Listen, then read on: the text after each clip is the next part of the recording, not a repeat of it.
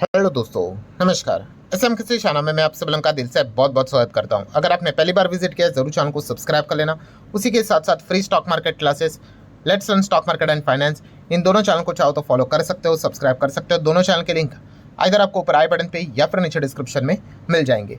उसी के साथ साथ आज के दिन के जितने भी इंपॉर्टेंट वीडियोज है, अभी लेटेस्ट ही आपको बताई है, गोल्ड एंड सिल्वर में भी भयंकर क्रैश हम लोग को देखने को यहाँ पे मिल रहा है। HDFC बैंक से रिलेटेड भी वीडियो यहाँ पे ऑलरेडी आ चुका है। सो ये सारे वीडियोस हैं, उनके लिंक भी मैंने नीचे डिस्क्रिप्शन में दिए, अगर आप चाहो तो इनको भी स्टडी कर सकते हो। सो चले दोस्तों, फिलहाल तो इस वीडियो को स्टार्ट कर लेते हैं। सो ठीक है दोस्तों, अभी हम लोग आ चुके हैं बिल्कुल हमारे नॉर्मल स्क्रीन के ऊपर। जैसे कि आपको बताया दोस्तों, हमारे बाजार में तो गिरावट देखने को यहाँ पे मिल चुकी है। रीजन भी आप सभी लोगों को पता ही है। टॉप लेवल से देखा गया रफली अगर मैं बात करूँ तो 12.5% से ज़्यादा मार्केट टूटा है। अगर प्रॉपरली कैलकुलेट करेंगे, इससे ज़्यादा ही आपको गिरावट देखने को यहाँ पे मिलेगी। पर देखा गया दोस्तों, तो ये गिरावट सिर्फ हमारे बाजार तक यहाँ पे सीमित नहीं है। पूरे ग्लोबल मार्केट की बात कर ले तो ये सिनेरियो हम लोग को देखने को मिल रहा है। यस, पूरी दुनिया के बाजार में हाहाकार मचा हुआ है। जापान के बाजार की बात कर ले तो ये भी 3, सवा 3, 3.5% टूट गया। कोरिया का बाजार भी ऑलमोस्ट 2.25% यहाँ पे उड़ गया। देन यूरोपियन बाजार की अगर बात कर ले तो वहाँ का सबसे स्ट्रॉन्गेस्ट मार्केट जर्मनी, ये भी 2, 2.5, साढ़े मतलब 2, सवा 2%, 2.5% के आसपास नीचे। फुट्सी की बात करें, सेम वही सिनेरियो है। फ्रांस के बाजार की हालत भी वही है। यूरो स्टॉक्स की बाजार की बात करें तो वो भी हालत सही वही देखने को मिल रही है। देन अमेरिकन मार्केट वापस 300, 350 पॉइंट यहाँ पे नीचे, आप यहाँ पे क्लियर कट चेकआउट कर सकते हो। नैस्डैक भी डाउन देखने को यहाँ पे मिल रहा है 150 पॉइंट के आसपास। देन कनाडा के बाजार की बात कर ले, ब्राज़ील की बाजार की बात कर ले, ठीक है। देन मैक्सिको के बाजार की बात कर ले, हर जगह पे हमें बस लाल और लाल ही निशान देखने को मिल रहा है। मतलब पॉइंट ये है कि हमारा बाजार नहीं गिर रहा है, दुनिया भर के, मतलब सिर्फ हमारा बाजार नहीं गिर रहा है, दुनिया भर के बाजार हम लोग को यहाँ पे दनादन टूटते हुए देखने को यहाँ पे मिल रहा है। बिकॉज ऑफ जो मिडल ईस्ट में टेंशन देखने को मिल रहा है, उसी का इम्पैक्ट साफ साफ नज़र यहाँ पे आ रहा है। आप बेल्जियम का मार्केट देख सकते हो, स्विट्जरलैंड, पोर्तुगल, स्वीडन की बात कर ले, हर जगह पे आपको बस गिरावट ही गिरावट देखने को यहाँ पे मिलेगी। बट यस, इस गिरावट में एक मार्केट जो है खास करके जो रडार के ऊपर रह रहा है, वो है इजराइल का मार्केट। इजराइल के बाजार में उस लेवल की कोई गिरावट नहीं है। जैसे कि मैंने इसके पहले भी आपको बताया कि इजराइल का मार्केट इस चीज़ से यूज टू है। मतलब जो भी इन्वेस्टर इजराइल के मार्केट में निवेश करता है ना भाई, वो इस चीज़ के चलते डरता नहीं, अरे बाप रे यहाँ पे अटैक हो रहा है करके, अब क्या होगा, ईरान की ओर से अटैक हो रहा है या फिर किसी और चीज़ों से ओर से इजराइल के ऊपर अटैक हो रहा है। वहाँ पे 24 घंटे यही चीज़ें चलती रहती है, ठीक है। तो वहाँ पे कैसा रहता है, इधर वो वॉर में है या फिर बहुत बड़े वॉर में है या फिर छोटे वॉर में, यही चीज़ें चलती रहती है। तो इसलिए इजराइल में निवेश करने वालों को ये पहले से ही पता होता है कि भाई इस प्रकार की घटनाएं वहाँ पे घटती रहती है। शॉक किसके लिए होता है, हमारे जैसे बाजार के लिए। दुनिया भर के बाजार जो नॉर्मली चलते रहते हैं वहाँ पे कोई अटैक नहीं। चाइना का भी बाजार आप देख सकते हो, 2-2% हम लोग को उड़ते हुए देखने को यहाँ पे मिल रहा है। हैंगसेंग भी 2-2% नीचे आते हुए देखने को मिल रहा है। सो दुनिया भर के बाजार में निवेशक पैसा क्यों डालते कि यहाँ पे कोई दिक्कत नहीं है, वॉर नहीं, गोला बारूद गिरेगा नहीं, इस चीज़ के चलते। इजराइल में तो वो डेली का रूटीन है, तो वो एक्सपेक्ट करके वहाँ पे उस प्रकार से निवेश करते हैं। तो इसलिए वहाँ पे आपको कोई सीरियस करेक्शन क्रैश देखने को नहीं मिलेगा। बट बाकी दुनिया भर के बाजार में आप देख सकते हो किस लेवल की गिरावट देखने को मिल रही है। कमोडिटी मार्केट में भी गोल्ड, सिल्वर, सबकी हालत हम लोग को खराब देखने को मिल रही है। पर दोस्तों इस चीज़ के चलते अगर हम बात कर ले, देखिए अलग अलग रिपोर्ट्स यहाँ पे निकलते रहते हैं, बट खास करके हम कह सकते हैं कि ऐसी रिपोर्ट निकली है जो कि गोल्डमैन सैच ने यहाँ पे निकाली है। एंड एक बहुत बड़ी चेतावनी गोल्डमैन सैच ने यहाँ पे जारी की है, किसको लेकर, खास करके हमारा मतलब इंडिया को लेकर, हमारे देश को लेकर। सो किस कॉन्टेक्स्ट में, तो दोस्तों हमारा गिरता हुआ रुपया, उन्होंने बताया ये गिरता हुआ रुपया इंडियन इकोनॉमी की लिटरली लंका लगा देगा। और देखा गया तो इसमें भी कोई रॉकेट साइंस की बात तो है नहीं। लगातार अगर रुपया अगर इस रफ्तार से गिरेगा, मतलब आप देख सकते हैं 93 को भी पार कर लिया। और गोल्डमैन सैच ने वार्निंग यहाँ पे दी है दोस्तों कि ये 95 को भी ईजिली अब आने वाले समय में यहाँ पे टच कर सकता है। सो अब ये मतलब हम कह सकते हैं आरबीआई के ऊपर भी अब बहुत बड़ा प्रेशर यहाँ पे क्रिएट हो चुका है कि लगातार जिस प्रकार से रुपया यहाँ पे गिर रहा है, ठीक है, हालत बद से बदतर होते हुए देखने को मिल रही है। और जिस प्रकार से गिर रहा है, अब तो मार्केट में बातें स्टार्ट भी हो गई कि अब शायद से ये सेंचुरी भी मार देगा। ये एक ऐसी सेंचुरी है जो कोई देखना नहीं पसंद करेगा। बट जिस प्रकार से मिडल ईस्ट, ईरान से रिलेटेड जो भी वॉर यहाँ पे चल रहा है, वो अगर एस्केलेट हुआ, कोई शॉक करने की बात नहीं है। ऐसी बात, अरे बाप रे 100 कैसे हो गया, हो सकता है, ठीक है। तो ये काफ़ी मतलब हम कह सकते हैं, आप सभी लोगों को बताइए, गिरता हुआ रुपया ये इकोनॉमी की धज्जियां यहाँ पे उड़ा देता है। ऊपर से और बड़ा झटका हमें क्या लगा देता है भाई, क्रूड। लगातार क्रूड बढ़ते ही जा रहा है, बढ़ते ही जा रहा है, ठीक है। अब थोड़ा सा अच्छा लगता है क्या कि भाई 116 चला गया था, अब 110 लग रहा है, बस यही एक पॉजिटिव बात है। बट क्या ये सेलिब्रेट करने वाली बात है? बिल्कुल भी नहीं। कहाँ पे $60 के आसपास मिलता था क्रूड और कहाँ पे अभी 110, 120, मतलब डबल हो गया।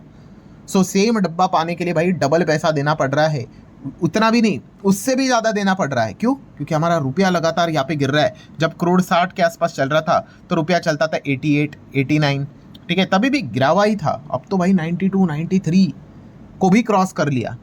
सो ये तो काफ़ी ज़्यादा दिक्कत यहाँ पे दे रही है। एसबीआई ने जैसे कि अपनी रिपोर्ट निकाली थी, वहाँ पे उन्होंने बताया कि लगभग लगभग 1.25 लाख करोड़ का फटका पड़ता है हमें $10 का क्रूड बढ़ा। तो यहाँ पे आप देख सकते हैं 90 के बाद 100, 110, मतलब $20-25 यहाँ पे बढ़ चुका है। और ऊपर से रुपये भी 90 से 92 तक डेप्रिशिएट यहाँ पे हो चुका है। सो इतना बड़ा झटका, मतलब 2-3 या फिर उससे भी ज़्यादा 3, 3.5, 4 लाख करोड़ हम यहाँ पे कह सकते हैं कि एक्स्ट्रा पैसा यहाँ पे फालतू का जा रहा है सेम बैरल लाने के लिए। और वर्स्ट पॉइंट क्या है कि ये चीज़ें अभी भी कंटिन्यू है।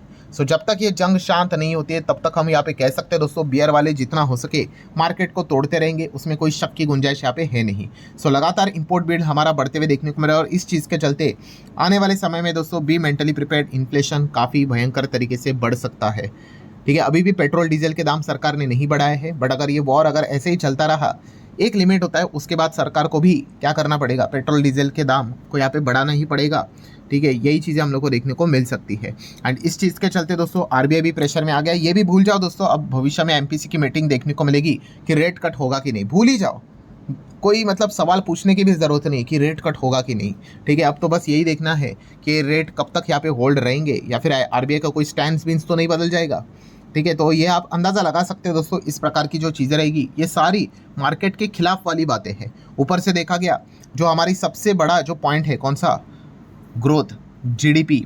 ठीक है, इंडिया में क्यों निवेश मतलब फॉरेन इन्वेस्टर पैसे डालते हैं, ग्रोथ। टॉप 5 इकोनॉमीज में सबसे बढ़िया अगर कोई ग्रोथ देता है तो वो इंडिया ही देता है। ठीक है, अब फॉर्मूला भी बदल दिया जा चुका है, आप सभी लोगों को पता ही है। ठीक है, बट फिलहाल जिस प्रकार से यहाँ पे चीज़ें चल रही है, हमारा जीडीपी काफ़ी नीचे आएगा। इनफैक्ट एसबीआई ने भी ये रिपोर्ट बताया था कि अगर ऐसे ही अगर चलता रहा, अगर 130 बैरल पे अगर चली जाती है चीज़ें क्रूड की, तो भाई जो हमारा जीडीपी है वो 6% के भी नीचे फिसल सकता है। ठीक है, अभी हमें लगेगा कि 116, 117 तक ही चला गया था, बट भाई ये मत भूलना कि हमारा रुपये भी 93, 95 तक अगर लुढ़क गया तो वो डैमेज सेम ही हो गया। सो जीडीपी जहाँ पे 7-7.5% का प्रोजेक्शन चलता था, वो आप देख सकते हो 1.5% तक नीचे हम लोग को आते हुए देखने को यहाँ पे मिल जाएगा, अगर ऊपर से ही बात करें तो। सो किसी भी एंगल से बिल्कुल भी अच्छी बात यहाँ पे है नहीं। ठीक है, और इसी का फटका इंडिया को आने वाले समय में यहाँ पे लग सकता है। और अल्टीमेटली फॉरेन इंस्टीट्यूशनल इन्वेस्टर वो तो पहले से ही नाराज़ थे, लगातार एग्जिट कर ही रहे थे। और अभी ऊपर से जो रीज़न यहाँ पे मिला है उसमें क्या ही एक्सपेक्ट करने का, बस उतना है रोज़ सुबह उठने का, कल भी देखने का कि भाई एफआईज ने कितने का एग्जिट यहाँ पे किया है। ठीक है, कम एग्जिट किया, बस वही एक सेलिब्रेशन वाली बात रहेगी। बाकी तो आप देख सकते हो कितना बड़ा गैप। अभी आज के दिन तो उन्होंने 7,500 करोड़ का माल बेचा, डीएस खरीद के भी कितना खरीद रहे, 3,800 करोड़। सो अभी ये गैप भी हम लोग को बड़ा होते हुए देखने को मिल रहा है, क्योंकि लगातार एफआईएस की ओर से बिग वाली सेल ऑफ हम लोग को लगातार बढ़ते हुए देखने को यहाँ पे मिल रही है। और आने वाले समय में ये और भी बढ़ सकती है अगर सिचुएशन नॉर्मलाइज अगर नहीं हुई तो। सो हम देख सकते हैं दोस्तों 23,000 के करीब अब हम लोग यहाँ पे आ चुके हैं, लगातार गिरावट देखने को मिले। मैं इसके पहले भी बता चुका हूँ। ठीक है, इससे कोई मतलब अगर आपने शेयर मार्केट में कदम रखा है तो भाई यही चीज़ें आपको फेस करनी पड़ेगी। आप किधर भी चले जाओ, फिर शेयर बाजार में रहो, आप कमोडिटी मार्केट में रहो, आप क्रिप्टो मार्केट में चले जाओ, हर जगह पे आपको यही चीज़ें मिलेगी। ठीक है, जो इस चीज़ को अडॉप्ट नहीं कर पाएगा वो कभी बाजार में पैसा नहीं कमा पाएगा। और बाजार में पैसा भाई ऐसे ही सिचुएशन में मतलब बोलते हैं ना, थोड़ा हिम्मत दिखाकर निवेश करके ही लॉन्ग टर्म में कमाया जाता है। ठीक है, टॉप लेवल पे भाई जो खरीदता है भाई उसकी हालत, उसका पोर्टफोलियो ऊपर से 30%, 40%, 50% आपको नीचे ही देखने को मिलेगा। ठीक है भाई, कोई 1-2 शेयर रहेगा तो मैं समझ सकता हूँ, बट अगर किसी का पूरा पोर्टफोलियो अगर वैसा ही है कि एक्स शेयर ऊपर से 40% नीचे, वाई शेयर ऊपर से 50% नीचे, जेड शेयर ऊपर से 80% नीचे, अगर पूरा पोर्टफोलियो इसी से ही भरा पड़ा हुआ है तो समझ लेना भाई वो फोमो वाला इन्वेस्टर है, जो चीज़ें भागेगी उसके पीछे भागेगा। ठीक है, ऐसे इन्वेस्टर गोल्ड सिल्वर ETF में भी नुकसान करके यहाँ पे बैठे होंगे। सो अगेन दोस्तों, इस प्रकार की सिचुएशंस बाजार में यहाँ पे चलती रहती है। जैसे मैंने कहा कि ये चीज़ें सिर्फ हमारे मार्केट में नहीं हो रही है, पूरे ग्लोबल मार्केट में ये सिनेरियो देखने को मिल रहा है। दुनिया भर के इन्वेस्टर इस चीज़ के चलते यहाँ पे परेशान है। ठीक है, तो भी इस चीज़ का फ़ायदा उठाना है या फिर फ़ायदा नहीं उठाना है, भाई ये तो हर किसी का अपना अपना चॉइस होता है, क्योंकि कौन कितना बर्दाश्त कर पाता है वो तो हर किसी की अपनी अपनी कैपेसिटी अलग होती है, हर किसी की अपनी अपनी स्टडी एक्सपीरियंस जो अलग होता है उस हिसाब से रहता है। मैं तो ऑलरेडी इसके ऊपर वीडियो बना चुका हूँ, आपको पता ही है। जो हमारा दूसरा चैनल है स्टॉक मार्केट क्लासेस, वहाँ पे मैंने आपको बता दिया कि ऐसी इस प्रकार की अपॉर्चुनिटीज़ बहुत मुश्किल से मिलते हैं। सो आप चाहो तो इनको ग्रैब कर सकते हो। प्रूफ के साथ चीज़ें मैंने आपको बताई है। ठीक है, देखा गया तो कौन से शेयर खरीदने के लिए बेस्ट रहेंगे, मार्केट में सेल यहाँ पे लगा है। आप चाहो तो इस वीडियो को भी देख सकते हो। सो ये वीडियो अगर आपको स्टडी करना है तो इस चैनल पर विजिट कर लेना, इसका लिंक मैंने नीचे डिस्क्रिप्शन में दिया है। सो ठीक है दोस्तों, जो भी रिपोर्ट्स निकल कर आएंगी वो तो खराब ही रहेंगी, हम सभी लोगों को यहाँ पे पता ही है। बस अभी यही प्रे करना है कि जो मेन सेंटर पॉइंट है भाई, वॉर, वो वहाँ पे रुकना चाहिए। अगर वो चलती रही तो भाई उसमें कोई लेफ्ट राइट अप डाउन कोई डाउट वाली सिचुएशन है नहीं। ग्लोबल बाजार में जितने भी इन्वेस्टर है भाई, सबके पोर्टफोलियो हम लोग को और ज़्यादा डैमेज ही होते हुए देखने को यहाँ पे मिलने वाले हैं। सो ठीक है दोस्तों, जितने इंपॉर्टेंट पॉइंट्स थे सारे यहाँ पे कवर कर लिए। वीडियो हेल्पफुल लगा होगा चाहो तो लाइक एंड शेयर कर सकते हो। अब मिलते हैं नेक्स्ट वीडियो में, तब तक के लिए बाय बाय।